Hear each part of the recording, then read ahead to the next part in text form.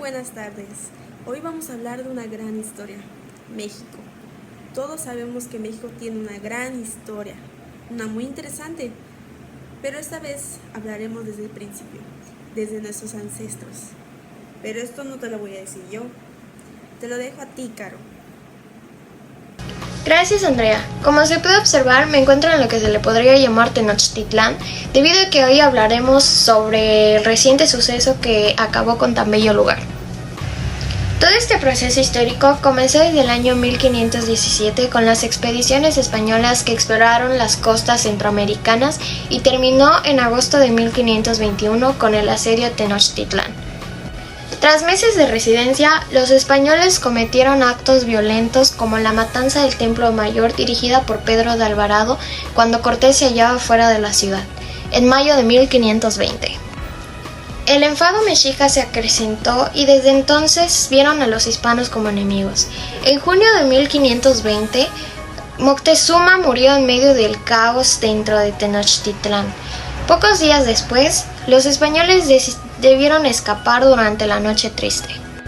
Después de este breve resumen de lo acontecido, podemos darnos unos segundos para dar una breve explicación de los puntos importantes.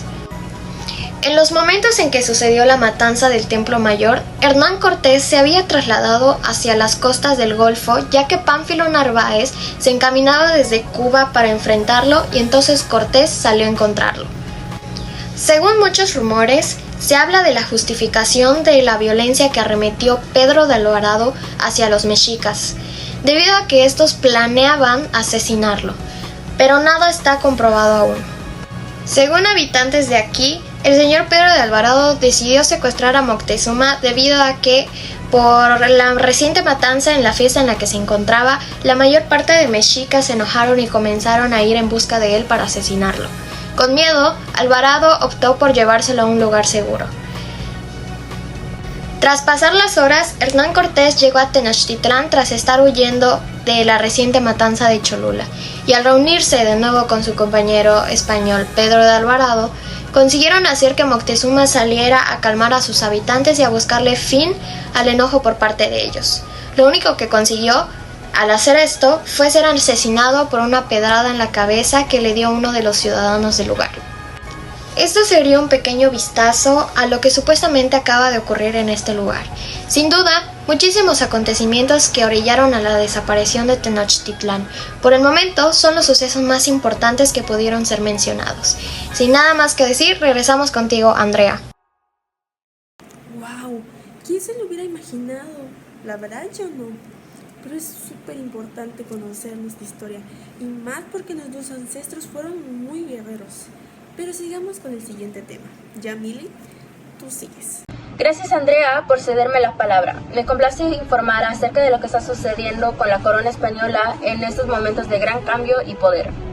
La instalación del Imperio Español en América es un proceso histórico que se expande desde el descubrimiento del continente por parte de las expediciones españolas en el siglo XV hasta el siglo XIX.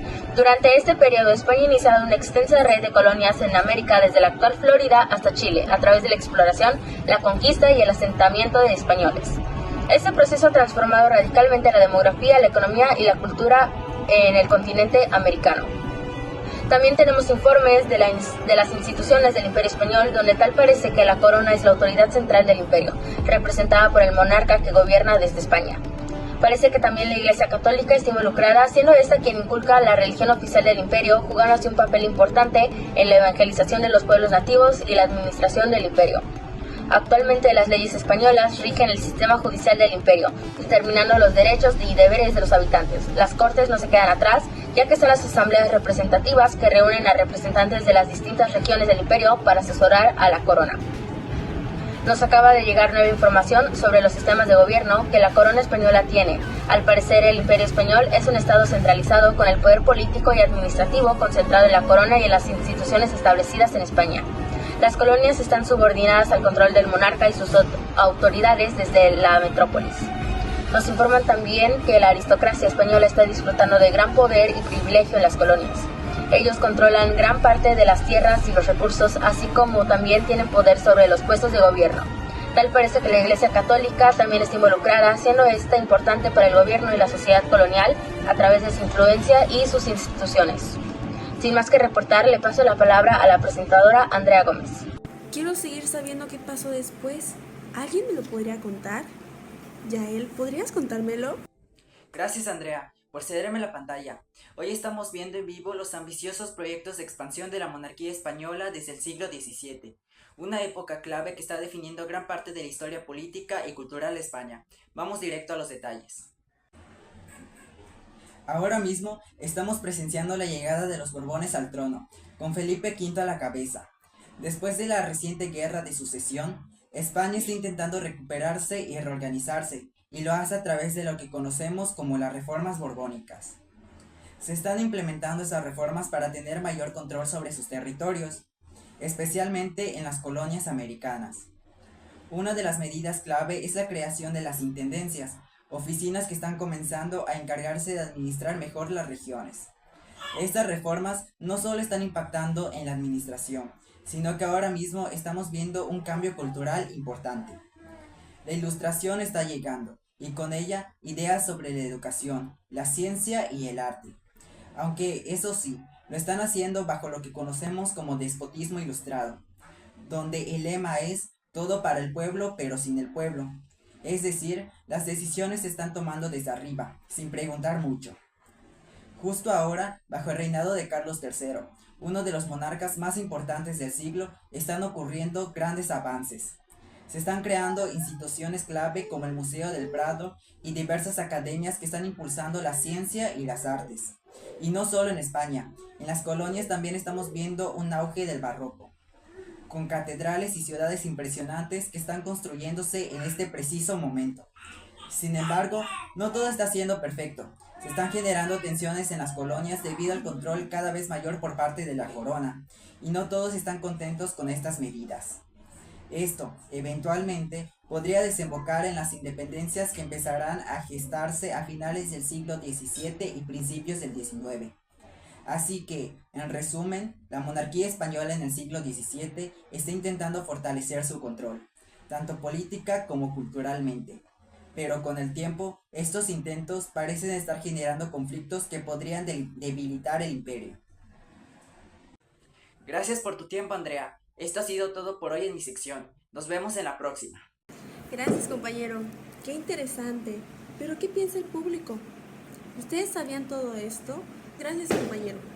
Ahora, cambiando de tema, vamos a hablar de un tema sumamente extenso, pero no menos importante. Ahora sí.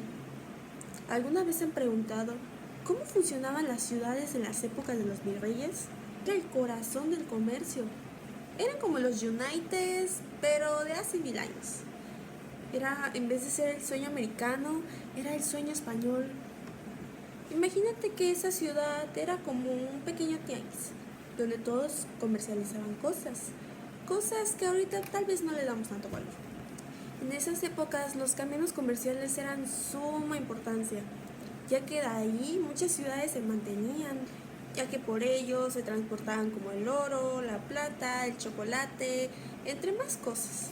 Las ciudades como Ciudad de México o Lima eran muy importantes en ese entonces, ya que de ahí partían los principales caminos para el comercio, ya que conectaban América con Europa y Asia. Estos intercambios son ahorita conocidos como el sistema económico virreinal y eran muy importantes.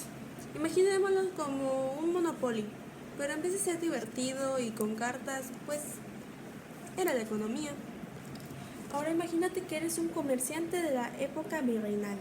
Ahí por los siglos XVI y XVII, estás sentado en tu oficina, que en realidad era una taberna, y tu trabajo era mover los comercios, mover los productos de un lado al otro, pues tenías que saber las rutas del virreinato, como las autopistas de ahora, pero un poco más complicadas, ya que en lugar de autos habían caballos, mulas, burros, y había gente que caminaba a pie por meses.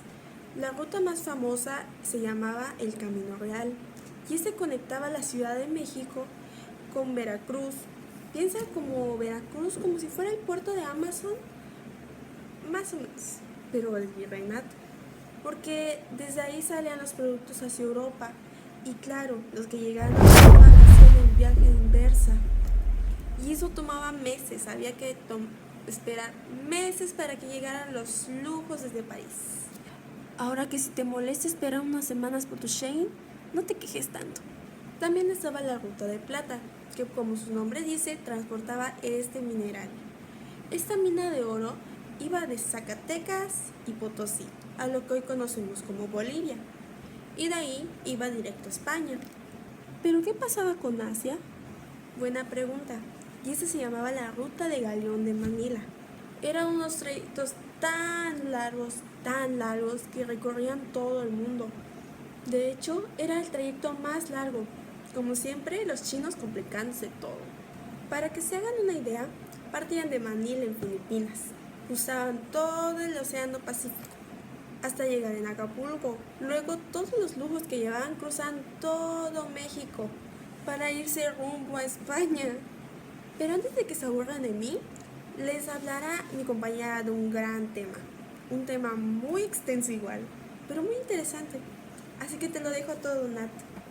Muchas gracias, Andrea. Ahora, rápidamente les comento qué ha sucedido con la Nueva España con las reformas borbónicas del 1521.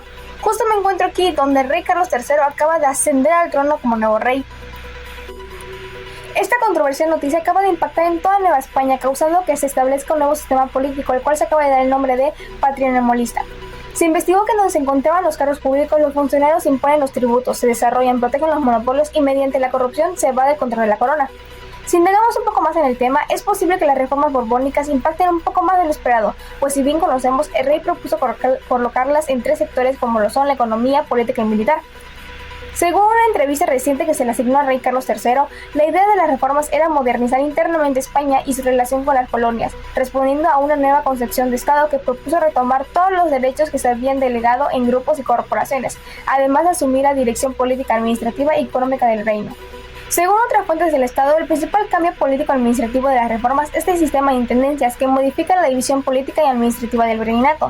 Los afirman que consistirá en dividir el reino en jurisdicciones llamadas intendencias, dirigidas por un intendente, con funciones de justicia, guerra, fomento económico, hacienda y obras públicas, con el objetivo de hacer más eficiente la administración. Estas ya han sido ejecutadas en varias zonas de Latinoamérica como México, Oaxaca, Veracruz, Mérida, Guanajuato, San Luis Potosí, entre otras más.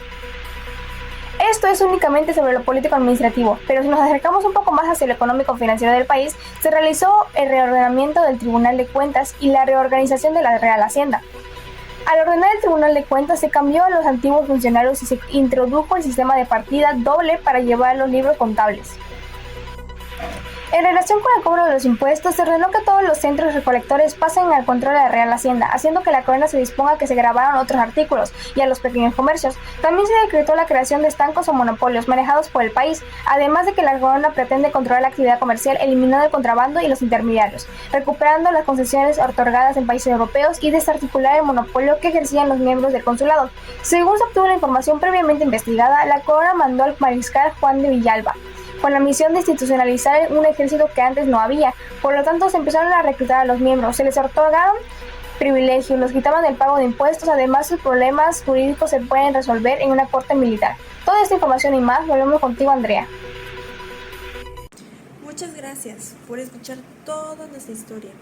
Es muy importante conocer la historia de nuestro país, porque dicen que cuando alguien conoce la historia no vuelve a cometer los mismos errores. Y eso sí es cierto, es muy importante. Gracias a nuestros compañeros que hicieron esta presentación.